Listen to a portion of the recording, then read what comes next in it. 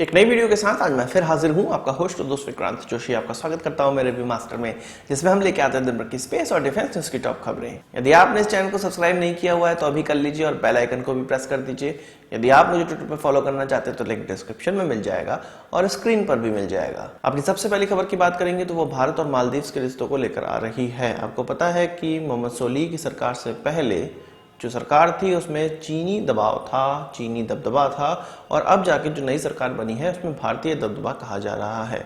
तो अब इसी से रिलेटेड एक नई खबर निकल कर आई है। भारत अब मालदीव में एक प्रोजेक्ट पे काम करने जा रहा है जिसका नाम है ग्रेटर माले कनेक्टिविटी प्रोजेक्ट। और ये इतना बड़ा प्रोजेक्ट है कि इससे पहले जो चीन ने वहां पे सबसे बड़ा प्रोजेक्ट किया था वो एक फ्रेंडशिप ब्रिज का किया था project, Maldives China friendship bridge इसका नाम था। तो उस प्रोजेक्ट से भी बड़ा प्रोजेक्ट है ये, और उसको छुपा देने वाला है क्योंकि चीन का जो नाम है मालदीव में वो उस ब्रिज से जोड़ा जाता है। और यदि भारत के द्वारा जो ये प्रोजेक्ट अब लॉन्च किया गया है वो भारत स्टार्ट कर देता है या उसको कंप्लीट कर देता है तो चाइना का बिल्कुल दबदबा वहां खत्म हो जाएगा, चाइना का बिल्कुल नाम वहां पर खत्म हो जाएगा। भारत की तरफ से इस प्रोजेक्ट के लिए कुछ $500 मिलियन भी ऑफर किए गए हैं मालदीव को, एक लोन की तरह आप ये मान सकते हैं। और कुल मिला के ये जो अब लोन दिया जा रहा है $500 मिलियन का, उसको मिला के $2 बिलियन अब तक हम लोग मालदीव को दे चुके हैं अलग अलग कर्ज के तौर पे, लाइन ऑफ क्रेडिट के तौर पे 2018 के बाद। असल में जो ये कनेक्टिविटी प्रोजेक्ट है वो मालदीव की राजधानी को उसके ईस्टर्न आइलैंड से जोड़ने का ये प्रोजेक्ट है। इसके अलावा भारत और मालदीव के बीच में जो फेरी सर्विस स्टार्ट करने के लिए भी जो प्रोजेक्ट किया जा रहा है वो भी इससे संबंधित है। इसके अलावा जो ये कनेक्टिविटी ईस्टर्न आइलैंड्स को जोड़ेगी वहां पर जो पोर्ट बनाना है वो भी भारत पोर्ट बना रहा है और वो लाइन ऑफ क्रेडिट के थ्रू ही बनाया जा रहा है। तो बहुत बड़ा प्रोजेक्ट ये होने वाला है। भारत के विदेश मंत्री मालदीव के विदेश मंत्री के साथ जो वीडियो कॉल थी उसके माध्यम से उन्होंने आज इस चीज की घोषणा की और इन सब चीजों पर बात की। आपने देखा कि भारत किस प्रकार से इंडियन ओशन के अलग अलग छोटे छोटे देशों को लाइन ऑफ क्रेडिट के माध्यम से लोन देता रहता है, पर पाकिस्तान ऐसा देश है जो कि दूसरों से लोन मांगता रहता है।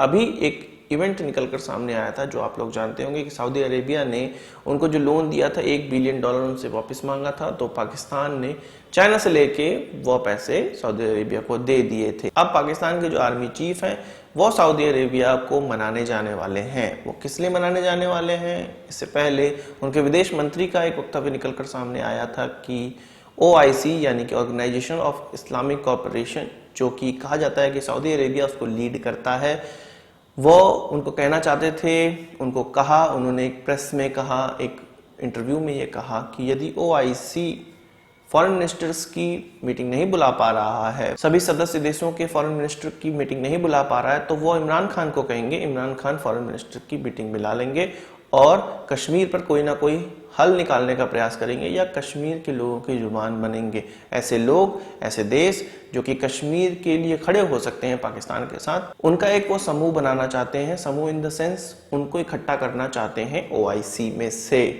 तो यह माना जा रहा था कि यह सऊदी अरेबिया की तौहीन है।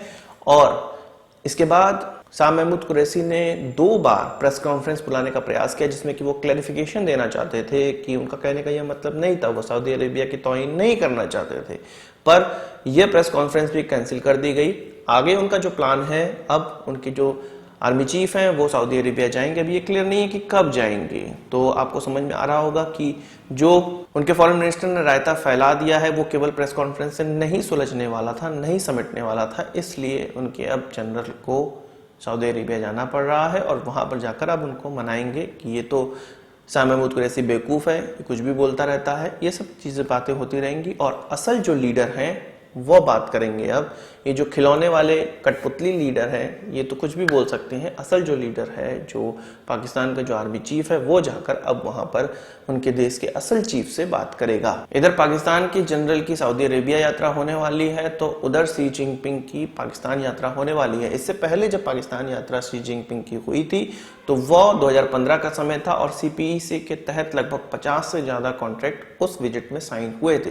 तो जाहिर सी बात है ये जो विजिट होगी, अब नेक्स्ट जो विजिट होने वाली है उसमें भी कई ऐसे प्रोजेक्ट होंगे जो कि पाकिस्तान अपनी जनता को ये दिखाएगा कि डेवलपमेंट के प्रोजेक्ट हैं, पर वहां पर चीनी प्रभुत्व फैलाने का वो प्रोजेक्ट होने वाला है। तो उनकी एक नई विजिट होने वाली है जिसमें कि हो सकता है कई डेवलपमेंट प्रोजेक्ट पर साइन हो, और ये कहा जा रहा है कि ये साल के अंत तक हो सकती है। इससे पहले जो ये विजिट थी वो ये माना जा रहा था कि जून 2020 में होगी, पर चाइनीज वायरस के कारण ये विजिट टल गई। चीनी जो राष्ट्रपति है उसकी इस साल की ये दूसरी केवल ऐसी यात्रा होने वाली जिसमें कि वो खुद जाएंगे।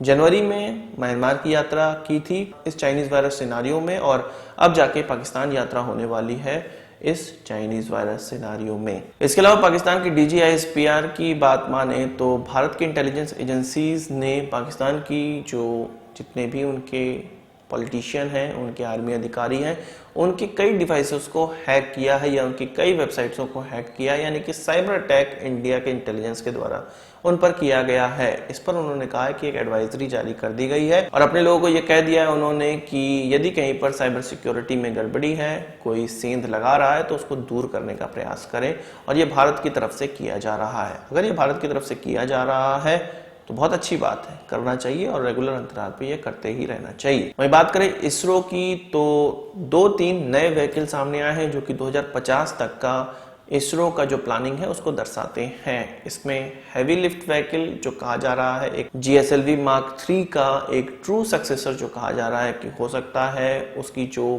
क्षमता है वो लोअर अर्थ ऑर्बिट में 20 टन की होने वाली है और जियो स्टेशनरी ट्रांसफर ऑर्बिट में ये 10 टन की होने वाली है। इससे पहले GSLV की यही क्षमता आधी है, जिसको आप इस तरह समझ सकते हैं कि लोअर अर्थ ऑर्बिट में 10 टन की क्षमता है और जियो ट्रांसफर ऑर्बिट में 4 टन की क्षमता है, जिसको कि 5 टन की लगभग इसरो अभी बनाने वाला है। इसके अलावा एक और super heavy lift launch vehicle की भी बात कही जा रही है जो कि लोअर अर्थ ऑर्बिट में लगभग 130 टन का वजन ले जा सकता होगा, और जो जियो स्टेशनरी ट्रांसफर ऑर्बिट होगा उसमें 60 टन वजन का कोई पेलोड ले जा सकता होगा। तो अभी ये प्लानिंग है, ये कुछ 15 से 20 साल 30 साल की प्लानिंग है। इसरो अब आगे जाके इन्हीं व्हीकल्स पे काम करने वाला है। इसके अलावा गगनयान के लिए भी नया व्हीकल सामने आ गया है जिसको GSLV Mark 3 को ही थोड़ा मॉडिफाई करके ये सामने रखा गया है। इसके अलावा बात करेंगे रशियन कोरोना वैक्सीन की, जिसको स्पुतनिक 5 नाम दिया गया है। रशिया का यह कहना है कि भारत समेत कई ऐसे देश हैं जिनमें ये ट्रायल होने वाला है, तीसरे फेज का ट्रायल होने वाला है। इसके अलावा मैन्युफैक्चरिंग के लिए भी भारत को चुना जा रहा है, पर भारत के जो जानकार हैं, भारत के जो अथॉरिटीज हैं, उनका कहना है कि इस प्रकार से रशिया ने अभी किसी भी जो ट्रायल है उसके लिए अप्लाई नहीं किया है। एक्चुअल में इस प्रकार का कोई वैक्सीन का ट्रायल करना होता है तो कुछ 15 से 20 दिन 1 महीने पहले इसके लिए अथॉरिटीज से परमिशन लेनी होती है और तब जाके ही ये ट्रायल किए जा सकते हैं। उनका यह भी कहना है कि भारत बायोटेक से कुछ रशियंस ने बात की है, पर भारत बायोटेक ने अभी तक इसका रिप्लाई नहीं किया है कि वो इन दवाइयों का, इन वैक्सीन का जो निर्माण है वो करने का इच्छुक है या नहीं, और वैक्सीन के ट्रायल में भाग लेने का इच्छुक है या नहीं। रशिया की इस वैक्सीन को सिक्योरिटी और सेफ्टी के माध्यम से सही नहीं माना जा रहा है, क्योंकि इससे पहले जो 2 फेज के ट्रायल हुए हैं उनमें बहुत ज्यादा लोगों पे ट्रायल नहीं किए गए हैं, और यह माना जा रहा है कि इस वैक्सीन में सीरियस इश्यूज हो सकते हैं जो कि शरीर के लिए हानिकारक हो सकते हैं।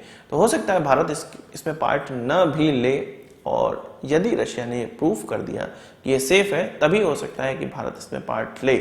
तो अभी कुछ क्लियर नहीं है कि इसमें भारत पार्ट लेने वाला है या नहीं, पर रशिया तो एटलीस्ट यही कह रहा है। आज के इस वीडियो के लिए बस इतना ही। आशा करता हूँ कि वीडियो पसंद आया होगा, आप उसको एक बड़ा थम्स अप जरूर देंगे। इस वीडियो से मुझे कोई सवाल सुझाव हो कमेंट बॉक्स में जरूर लाइएगा, और यदि आपने हमारा चैनल को सब्सक्राइब नहीं किया उसे भी कर लीजिए, क्योंकि हम इस प्रकार की वीडियो लाते रहते हैं। नमस्कार, थैंक यू, जय हिंद।